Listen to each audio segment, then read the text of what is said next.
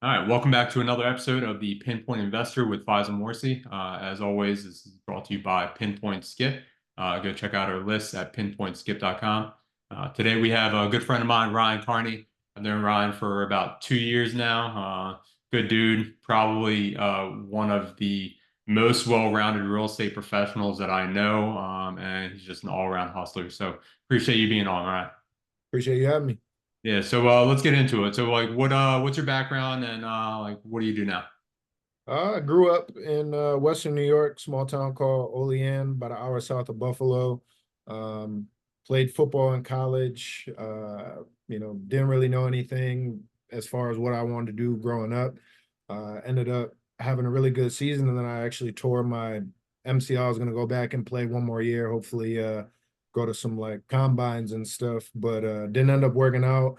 My boy was down in Houston. He had just gotten into the mortgage industry and was getting ready to make six figures. I was 23-year-old, fresh out of college, just graduated, had no idea what I wanted to do. And he's like, "Hey man, I could get you a job." So I was like, fuck it.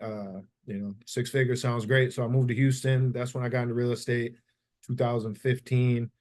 Started off as a loan officer, bounced around a little bit, ended up in Pittsburgh. Was a loan officer full time until like 2019. That's when I got into wholesaling. Ran a wholesaling company in Pittsburgh for a couple years. That ended up leading me into private equity. Did private equity. I was raising capital on private syndications all across the country for a couple years, and then ended up getting back into the residential space. Reactivated my mortgage licenses, and that actually led me to now being a licensed real estate agent.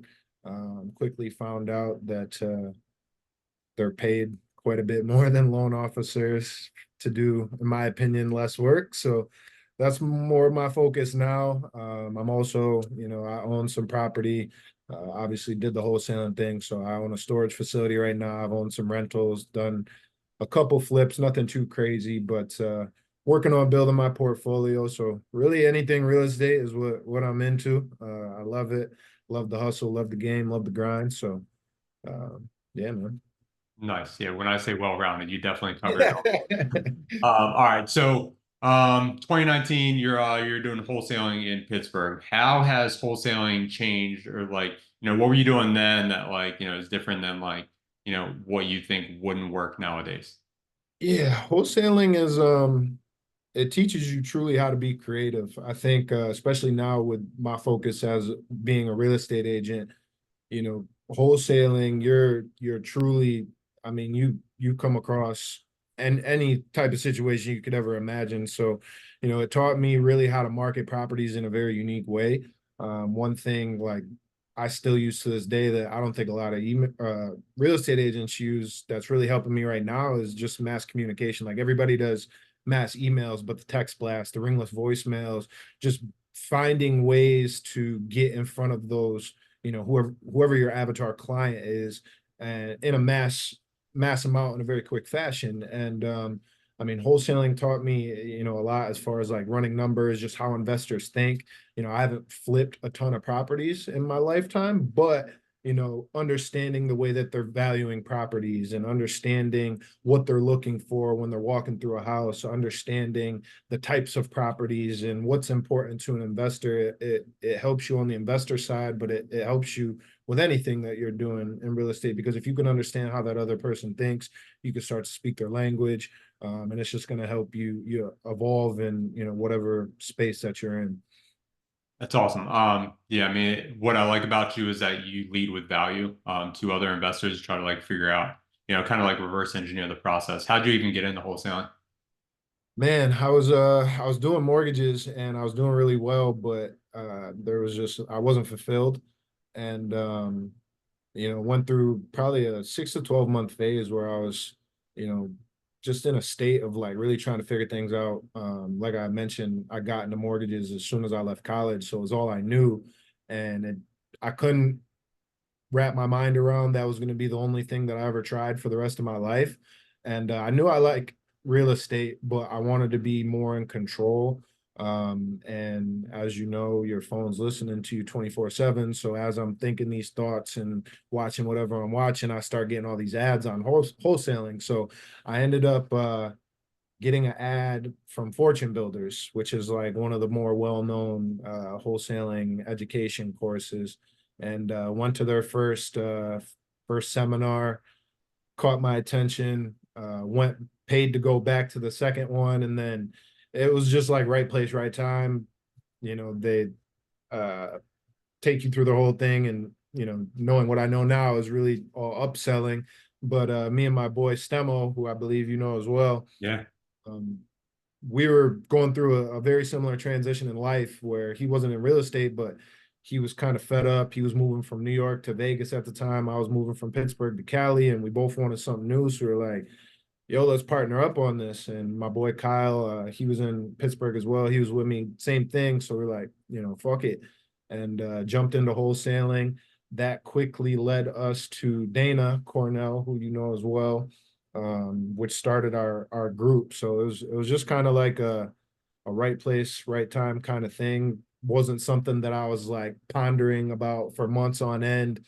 It just, I saw something that intrigued me, and being an impulsive person that I am, I jumped on it and never looked back. Nice. That's awesome. All right. So that's a good transition to you working with Dana and private equity. So what'd you end up doing with him? Yeah, so I was raising capital on private syndications, mostly self-storage. We did some multifamily, did some one-off projects as well. Like we raised on mail uh, processing business. It was like virtual assistants, like things like that. So, but most of it, I would say probably 80 to 90% of it was self-storage syndications across the country. So a lot of it, Sunbelt states, Florida, a lot in Texas, but we pretty much anywhere. Like we did a couple in New York, a couple in Ohio. So, but mainly Texas, Florida. And so what was your role there? Like, were you just the one like cold calling people like, hey, I got this deal for you. Like, what'd that look like? So I was in charge of sales. Really just working leads, just like anything else. Dana does a really good job with generating leads. He has a team that does that for him. And I was taking all the inbound stuff. I mean, we had investors all over the country, sometimes all over the world, who were, interested in getting into these projects. And at the time, his Dana's company was only maybe a year old. So, you know, it was a mom and pop shop. It still kind of is, it's family run. And yeah, so there weren't a lot of people involved, so I really handled all the sales on that end and helped with the marketing and stuff. But really, just my day was spent on the phone with investors all day, explaining projects, explaining the returns, trying to figure out what their needs were so that I could fit them in the right bucket. And if we didn't have a project for them, communicate that to Dana, and then Dana goes and finds projects and the whole nine yards. What did you learn from that experience that like made you a better investor? Very similar to like wholesaling, right? So, I hope to be an accredited investor in the very near future. But really just understanding how they think, understanding, what a high net worth individual is looking for, you know, just your network is your net worth, right? So having these conversations, I mean, I'm spending the bulk of my day just talking to people with millions upon millions on end, right? And they're investing 500,000, a million here, a couple 100,000 here, and it's like, okay, how'd you get to where you got, and then why are you interested in these projects, and why is this asset class more appealing to you than this asset class? And just really, I used it as kind of an education piece for myself, just to have the opportunity to pick their brains and really dive in, and look at the pro formas and look at the marketing decks and understand how they're pitching these projects. And both ends of it is really just one big learning curve, which is great, because for where I want to be, I got to be around those types of people, and I got to speak the lingo and understand what they're looking at, how they're thinking, same type of deal. Yeah, absolutely. Do you want to take like what you learned there and eventually like do your own syndication stuff? Yeah, absolutely. That's definitely a future goal of mine. One of the reasons I got back into the residential side is I like to be out and about. I feel like my value is most well provided when I can be in person and networking and doing that type of thing. So you know, the inside sales was great, and what I learned was great. I thought it was extremely valuable, year and a half, 2 years, whatever it was. But at the end of the day, I wanted more control of what I was doing, and got back in the residential side with the plan of, eventually making my own relationships and being able to, create a fund hopefully and kind of syndicate, my own way. Nice. That's awesome. All right. So now pivot to like you as an agent. Like what does your business look like? Are you doing any like direct marketing, kind of like how you were like as a wholesaler? Yeah, so right now I use a system called Vulcan 7, which skip traces the expireds and for sale by owners on a daily basis. So I took a lot of the tactics and techniques that I learned from wholesaling and applied them to what I do as an agent. And really, my goal with that is, when using the mass communication, just like anything else, is to get, their hands raised. And then once we get the hands raised of people who are interested, you start to attack it. And, my end goal is not to be the biggest real estate agent in the world. I want to focus on the investing side and then focus on, building with those types of people. But being an agent gets you in the door with those types of people. So as far as the agent side goes, like I really use a lot of those mass communication tactics. I'm just now starting to do a little bit of like Google ad, Facebook ads. Haven't got into too much of like the direct like mailers or anything like that yet. But I mean, I've only really been focusing on this full time for probably 3 or 4 months. And if that, I mean, because I just had the festival and that's a full-time job in itself, but it's really just became my primary focus. So still really learning the art of being an agent, but like I said earlier, the returns for your time are much greater than that of a loan officer, which is why I've adjusted my focus.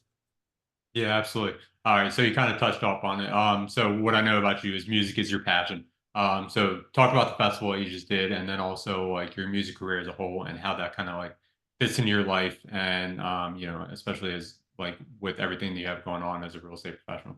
Yeah, for sure. So around the time that I was trying to figure things out and I got into wholesaling was the same time that I started making music because I was, working 60, 70, 80 hours a week sometimes as a loan officer, just grind. And it was like I didn't have anything that I was doing that was like a passion project or other than traveling, and I was just traveling, partying, going back to work, travel, party, go back to work. And it was like a hamster wheel. And I just felt like I was in a rat race. So I wanted to find something that I love to do, that I didn't necessarily feel like I needed to get paid for. You just do it truly for the love of it. And I always loved music since I was a little kid. I don't come from a background of like musicians or anything, but hip hop, R&B, jazz, whatever the case may be. I was always listening to music, and some of my friends growing up, they would rap, and I never really got into it. I always just kind of watched from the sidelines and just admired what they were doing, but always had an interest. And then, I just at that time I was doing some soul searching and was like, let's try it out. So I bought a book on creative writing and just started writing and became good at it over time. And then that evolved into where I'm at now, where I've released several projects. I still write and record all the time. I'm somewhat of a label owner, I guess, if you will, slash manager. I have a couple artists who I help out quite a bit, and we came together and formed a festival for Juneteenth. So we call it the Juneteenth Jamboree. Started out as a cookout in my backyard during COVID, so nobody had anything to do, and we were on the side of COVID that we didn't really care too much about the vaccines and all the other stuff. We wanted to enjoy our lives, so we threw a party, and it ended up being really big and a big success. And so there's like Italian Fest, Polish Fest, all these different heritage festivals. So we called it Black Fest at the time.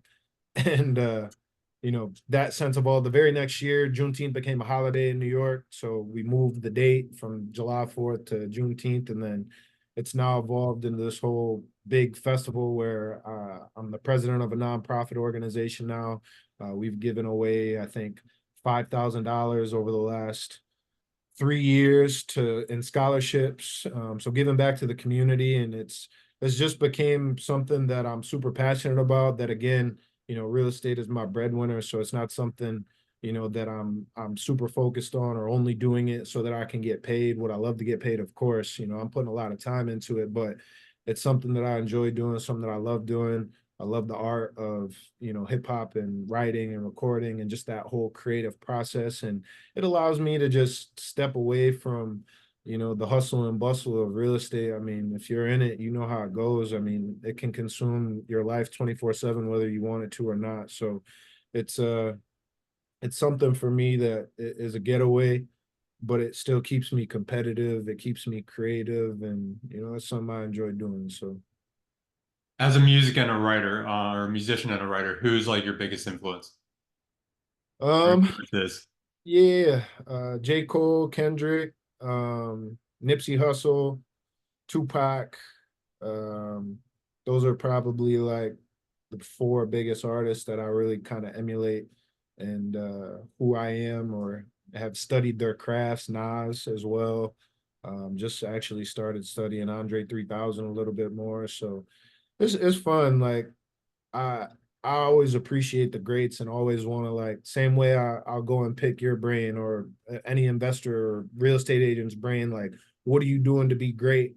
Obviously, I'm not speaking to these guys, but I'll read their albums or listen to them from that perspective, and like, why did you do this? Why did you do that? And it's almost like picking their brain. So those are the people who have really, I think, had a major influence on me. But I mean, I could go down the list. There's so many. That's awesome. Where do you see your like music career evolving to? Are you going to do like more producing, more of the label stuff? Uh, any idea? I wake up every day and it's different. With music, I make it a point not to put an expectation on it. Um, I have goals and things, and I have ideas of where I want to be. I would love to, become a Grammy winning artist or what have you, but that's not how I measure success. If I could get paid for it at some point and travel the world and tour and that be a thing, I would love to do that. But if I end up just making music for the next 10, 20 years and releasing it online from, the confines of my home, that's cool too. So um, I would love to run a label. Like I have an entity set up that is formed as a label. Um, Still like early, I'm still figuring the business side of it out, and just we're starting to gain some traction right now and make some industry connections. So I mean, we'll see where it goes. Like I said, I'm very ambitious, so I'm definitely shooting for the stars. But if it doesn't get there, I'm not going to be disappointed. So, let's talk about like the label as like a business. So like I don't know anything about it. So how do you monetize that? Are you making money off of like your artist shows or like, the records that they put out? Like what's that business model look like? Yeah, so I'm still really figuring it out. Shows is definitely where we've made money. Like streaming, I mean, you're getting paid like 0.00001 pennies per listen. So you literally have to do like 100,000 streams to make a few grand. So from that standpoint, like we're not at the level to where we're getting hundreds of thousands of streams yet. We're building a very organic audience that's in person. You could feel it, you could touch it, you could see it. If you know us, we're doing well, we're real people. So it's authentic. So with shows, like there's a lot of different ways to monetize, from tickets to merch to, you know, um, I mean, you could sell anything. Like we did 50/50s, Chinese auctions. I mean, there's a lot of different ways to do it within the show, but shows is definitely a big one. Now with social media the way it is, like the one artist that I work with, Liale, she has a pretty good following. Like she's got a couple 100,000 on TikTok, 10,000 on Instagram. So she's able to start to get the subscriptions where, you can dive a little deeper into her as a person and what her life looks like outside of social media, and get to really understand her for her. So, if you can make that reoccurring income, $5, $10 a month to get exclusive content and things like that, like there's ways to do that. Now, there's one kid I follow, his name's LaRussell. He's kind of shaking up the industry to where he does a pay what you want model, which we've adopted a little bit, but it gives the opportunity for somebody who really just wants to support, um, whether you're a millionaire or you got $1 to your name, to where, you can go to a show for $1 or buy a t-shirt to support for $1. And what we found is that people, when you give them the option to pay what they want, more people end up not wanting to be the person that only gives a couple bucks, and you actually make more per ticket. So it's Awesome. cool. But shows is definitely, I'd say, the mainstream income. We make a decent amount off like merch sales and whatnot, and then you can have artists pay to be a part of shows and things of that nature. But still really trying to figure it out. I've never heard that pay what you want model before. So that's interesting. Yeah. Um, so literally like, hey, pay what you want to get in the door. And then like for merch and stuff like that, do you put a minimum on it? So it depends. So we kind of have like a hybrid model, but he's built a platform so much that he does offer based. So like he literally built a venue in his backyard, and there's only so many people you can fit there. So now he's created such a demand that you could offer him $1, but he doesn't have to accept that. But when you're there, like, there was people, I paid 20 or 30 bucks for the merchandise that I bought just to support, but there's people there literally paying $1. But he has such a high demand that when you break it down and you get the average cost of it, he's still obviously making money or he can't be in business. But it's, for one, a very unique marketing ploy that can be leveraged because nobody else is doing it. And you hear pay what you want, and you're immediately like, what is that? How do you do that? And we figured out our own way to do it. Like, we're able to, from my capital raising days, figured out that I can raise capital from sponsors to support, and figuring out ways to provide them value through marketing and getting on social media. And here's how many people we can get you in front of, and this, that, and the third, to where we can get some of those bigger venue costs and things of that nature covered. And then that allows us to do pay what you want tickets so that we can get more people there. And I mean, there's really no excuse if you can't come up with $1. Like, hey man, that's we got to figure something out together. Like, how can I help you? So it's a constant learning process. But the pay what you want thing is it's clever, but it's worked for us. Obviously, it's working for him, and yeah, something you're starting to see more and more of it, especially in the music industry, which is pretty dope. Yeah, that is cool. And then yeah, people like wanting to support artists, obviously they're like, hey, I'm not going to just pay $1. Like I want to see this artist succeed. Um, what other ways in like I mean, let's try that out for real estate. Like how could you apply that pay what you want in like the real estate model? Like I was trying to think like if you're raising funds, like, how much you want to make, like we'll pay you what you want. But then it's like, all right, well, the person who wants to make 10% on their money, obviously we're going to prioritize them over someone who's like, I want 20% of my money. You know what I mean? Like, is Yeah, there I'm a not way that we could sure. apply this? I'm not sure. I think you could apply it in the education space. So like these agents or investors who are building out courses and hosting events, like I know for certain you can do it in the event space. I think you could also do it in the course space. I don't know if you would be able to do it with like investor returns and like raising capital and that type of thing, but 100% in the education space, I think that's something that I haven't seen in the real estate space yet. I haven't done any education stuff myself, but if I ever do get into it, definitely something that I'd love to implement. And I'm sure somebody out there is probably already trying it. And if not, I'm sure we'll see it here in the near future. But it's an amazing model. And even just to like use my experience as like fortune builders, like fortune builders would be a perfect example of somebody who could, they offer the first session for free, and then the second session I think was like 75 or $100 or whatever the case may be.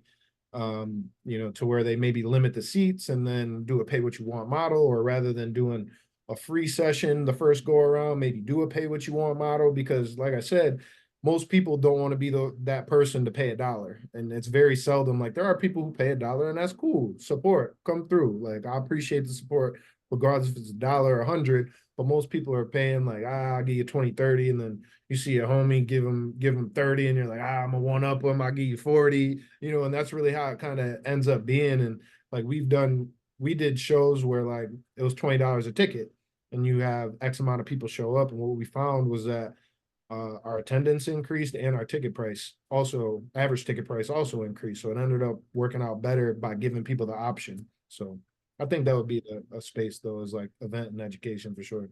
Yeah, agreed. Where's like your biggest following outside of like your home base of like Western New York? Um, Probably Pittsburgh, definitely. I lived in Pittsburgh for about 4 years, still pretty connected down there. So I have a pretty solid following in Pittsburgh. Lived in LA for a little bit, so decent following out there. New York City, I've got a lot of people from college who I know who live out there. So New York definitely is the biggest one, and then Pittsburgh after that. Um, so still trying to build though. Are you trying to like influence like musicians and artists to also be like real estate professionals, or whether it's like investors or agents or anything like that, like as their like side hustle? Yeah, that's really my end goal is I think I want to be able to build the platform on the music side and then turn that into leads for real estate or education for real estate or whatever, but really focus on just trying to build that platform and then kind of tie the two together. I already kind of do, but it's definitely like the end goal would like I would love to build a fund with, high level artists, who are looking to place their money somewhere, and we build a community in a big pot and then we go invest, and I can kind of have some control over that. I think that would be super dope. But people like everybody who I interact with, it's always something I talk about, whether I be on the real estate side talking about music or vice versa. So I always, I'm trying to tie the two together. And really that's where like the Nipsey Hussle influence comes into play. Like he was a very big investor and entrepreneur outside of the music space. And he was into the development of real estate and doing all types of things. So I get a lot of influence from him on that aspect. So definitely something in the future that is really like I think that's my dream. Like if I could paint a perfect picture, it would be to, you know, build that large platform on the music end and then tie that into my passion for real estate, and whether it be creating funds or syndicating joint venture type of deals with people, or just influencing and just inspiring people to stop wasting money on clothes and chains and partying and traveling, and build generational wealth for your family. There's so many stories about rappers and athletes and whoever who have their moment of fame and make all this money, and then they end up with nothing to show for it because nobody taught them what to do with that money.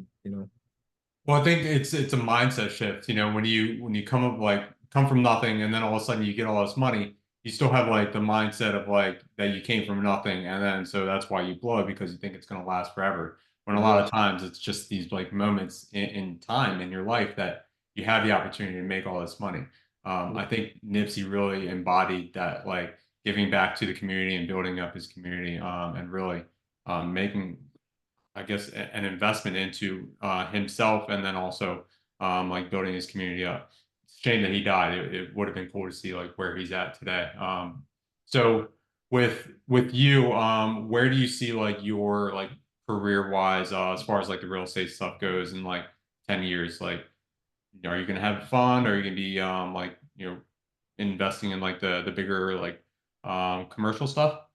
Yeah, hopefully that's definitely like the vision. 10 years from now, I would love to have a fund. I love the residential space, but it's very hustle and bustle. Like in 10 years, I would hope to have a passive portfolio to where I, you know, some people are chasing money, other people are chasing stature. I think whenever I get asked that question, like, what do I really want? I want freedom.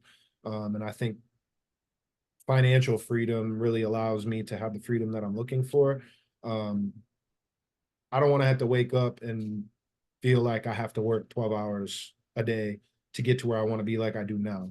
I enjoy it. I love it. I love hustling. Don't get me wrong, but I want to hustle because that's my choice, not because I need to. So I definitely think that a fund is in my future. I want to scale the self-storage space. That's been my best investment that I've ever made for sure. Can you Multi-fam. sorry. Can you tell me about that self-storage deal? Like what do the numbers look like? How did you guys get it? Like Because I was Yeah, thinking about storage. it's actually a crazy story. So we were wholesaling at the time. Our group kind of split up and went our separate ways. And towards the end of it, Dana just sent me a text one day with a picture of a self-storage sign. And he said, call them and see if they want to sell. First call I ever made. Got the guy on the phone, was interested in selling. And so at the time, I wasn't in a position to buy, and we were wholesaling heavy at that time. So I wholesaled it. We got it under contract, 77 units for, I think it was two. I got it under for 256 and sold it, and it probably took me a month for 290. So it was a good spread. And I don't know if you've ever done any deals in New York or know anybody who does, but New York is very slow, especially where we're at, like Olean is, which is where I'm from. It's like population of like 12,000. That's where the units are. And attorneys were just taking their time. They're bickering back and forth, dicking around, doing their thing. And eventually the buyers got pissed. And so we double closed it, or we're doing a double close, because it was a good spread. So we closed on the first side, and then we were supposed to close on the second side pretty much immediately after. And got delayed for one reason or another. Buyers said, fuck it, we're done. You guys play too many games, like we're out. And it was like, what do we do now? And I'm pissed off. Like, I worked this deal for 6 months and am about to get nothing out of it. And over the course of that time, I learned, about self-directed IRAs and things of that nature. I kind of weaseled my way out of um, not weaseled, but weaned my way out of mortgages. And I had all this money sitting in my 401k, and I was like, I'm gonna buy it. And called Dana and was like, hey, I want to buy it from you. And I went in on it with a partner of mine. He's I think the biggest agent around here, and good friend of mine. He was a year younger than me. And we decided to buy it, bought it a few months later. I think we bought it at like it was already at like a 17 cap. So it's smoking deal. Dana gave me a great deal on it, didn't like charge me a whole bunch of extra money or anything. Basically just gave it to me for at his cost. And prices were super below market. They had no online presence, did no marketing, was still doing well, obviously still making money, but we came in there and kind of tightened the screws up, and now I mean, I believe it was at right around 25% return last year. So we've done really well with it. We're usually at 100% capacity, like from March until like September. We have some down months, but it's uh it's been the best investment I ever made. I probably spend maybe an hour on it a month. And it Oh, cash flows very, very well. So I would love to scale that business. I feel like I understand it now, and it's you have to do some work, but it's very hands off. You're not fixing toilets and fixing leaks and you know getting washers and dryers in there and all the rest of it. Like, we have a metal roof and 77 concrete blocks. nice. you know. And that one's in Olean. Yep, that was an Olean. Nice. That's awesome. Okay. All right. So I'm of the mindset of real estate is we always see like the lowest of the low and like the craziest story. So what's your craziest real estate story? So that was the one I was gonna go with. I've had a bunch of crazy ones. Nothing like, I know real estate, there's some, I mean, I've heard of people getting held up at gunpoint and all types of stuff, but I'm gonna just go with a cool one today. When I first started doing mortgages, I was in the game for maybe a year. I was working for Bank of England, then I transitioned to Movement Mortgage, which is who I hold my license with now. Amazing company. And an agent referred me to a deal, and we were like talking, and she was like, "Hey, this is like he's a celebrity. Like, don't want to tell you his name right now. I just want to." She was vetting me, went through that process, thought I was cool, and it ended up being, the late great Biz Marquis. Oh, So nice. I ended up, like, my first couple months with Movement Mortgage, I did a loan for Biz Marquis. I never actually got to talk to him or meet him or anything, but he was one of my first loans that I did with Movement Mortgage. I think it was in like Maryland, and yeah, it was cool just to be able to say that you did it. Like, literally, I think it was my third loan with the company, and being in the music industry and having that, like it was just a cool connection. So Yeah, that's nothing awesome. crazy, but definitely cool experience. Yeah, definitely. That's awesome. Shout out Maryland. All right. So, a lot of the people listening and watching are just starting off. And what advice would you give them, someone who is either just starting off or looking to scale a little more and get more consistent? Dive in, find a mentor. Mentors matter. That's what I was taught at Movement, and it's I think the most important thing for somebody who's either just starting out or looking to scale, like you said. And when I say mentor, it doesn't have to be, somebody who you know. Like you can hop right on YouTube University and find somebody who you really connect with and just do a deep dive into their videos. You don't have to have money to invest in a mentor. Like I think that's the one thing that I've always done well and I have not failed at is I don't be scared to ask for help. Like especially in this industry, you would be surprised if you give people their flowers and genuinely ask for their assistance because you want to learn, and don't be afraid to work for free. Lead with value, but find somebody who you can pick their brain and you can really like dive into the weeds with, and really learn. Um, that's I think the most important thing, and a lot of people I feel like get too prideful almost to ask for help, and work smarter, not harder. If you can find somebody to latch onto and provide them value, and they're gonna teach you what they know and expedite your learning curve, like that's whether you're brand new or you're just starting out, or you're trying to scale, you've been in it for a couple of years, or even if you're yourself, and there's always somebody who's doing more than you and that you can learn from. Just fall in love with the process and fall in love with the art of learning. And if you can figure that out, like the money will come. All right, that's great advice, man. So how would you like recommend people like going about like vetting a mentor? Because there's a lot of like fake gurus in this business. Yeah. You really gotta like understand. I think understanding like their process, I would have multiple conversations, like especially if you're brand new, reach out to 5, 6, 7, 8, 9, 10 people, however much time that you have. Eventually, the more conversations you have, you should be able to feel out what seems real and what seems like a money grab. Because that was the one thing I fucked up with Fortune Builders. We ended up paying tens of $1,000s, and I mean, don't get me wrong, they provide value and they have a lot of success stories, but they were more of a money grab. And if I could go back and do it again, I would have done a lot more vetting and a lot more research prior to jumping in. You can jump right in. That's not a bad thing. It's done fine for me, but it would have saved me a lot of money had I done more research. So I would say spend time, like have conversations, get online, do some research, look at the reviews, just like you would anything else. But at the end of the day, I think what's most important is finding somebody who you can connect with.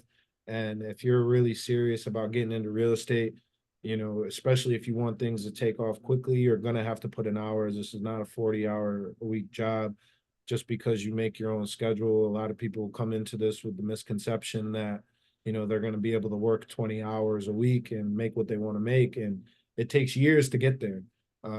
But find somebody who, you, like I said, connect with, you enjoy, communicating with, and want to spend your time. And then find somebody who really knows what they're doing. Like there's a lot of people, like you said, who are fake gurus. So, you know, just being able to really do your due diligence up front, like hire slow, fire fast, I think is the saying that they always, go by. But I think finding somebody who you connect with is extremely important. Because if you're going to invest 60, 80 hours a week, whether how much of that time is spent with them, you want to make sure that you guys aren't butting heads and you're not going to spend a bunch of money and, not want to work with this person, or spend a bunch of time and find out you don't like that person or what have you. So Yeah, it's great advice. So I know like Fortune Builders, like, it was probably like wasn't the best experience, but I think the fact that you invested so much money into it made it so that you were going to be successful no matter what. Like, even if like it wasn't the best training, it gave you like the fact that you were all in at that point. It's different than like YouTube University where like, you're not paying for anything. So like it's kind of like a hobby. Whereas like with you, it's like, all right, I'm paying all this money, I'm gonna get something out of it. And I'm sure you got enough out of it, even if it was like a mindset shift of like, all right, I'm paying for this education, I'm going all in on this business. No, 100%. And that's really why, I did it. I've always been a person like you put my back against the wall and that's when I'm at my best. I'm forced to figure it out really out of fear, whether it was in sports or whether it's in, music, real estate, whatever the case may be. Like you find who you are in times of discomfort, not comfort, right? So that's exactly what it was for me. That was my exact decision making. Like, I know there's a lot of money. I know I'm gonna put a bunch of money on credit cards, really, that I don't have liquid right now, but this is going to put me in the mindset that I'm locked in 24/7 and there is no option. It's either go bankrupt or figure this out. And I think there's a lot to be said for that and people who are able to adopt that mindset because you know when you put yourself there and you're willing to go there, you're able to grow and stretch yourself into places that sometimes you can't even fathom, sitting here right now. So I think that's super important, and being willing to test yourself,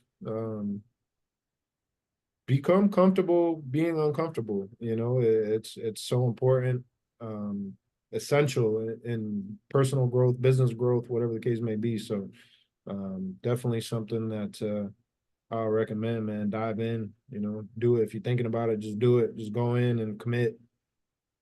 Yeah, absolutely. What's the worst that can happen? Words of wisdom, man. I appreciate you. How can people get a hold of you? Instagram, find me underscore Carney, CARN3Y. I'm on Instagram, TikTok, all that stuff. Instagram's definitely the easiest way. You can find my work emails through there. My phone numbers are on, so you can find me. But I'm not hard to find. So if you want to talk to me, you'll figure it All out. right, cool. I appreciate you, man. And again, as always, this episode is brought to you by Pinpoint Skip. Go check out our list at pinpointskip.com. Thanks for your time, man. I appreciate you. Appreciate you, man.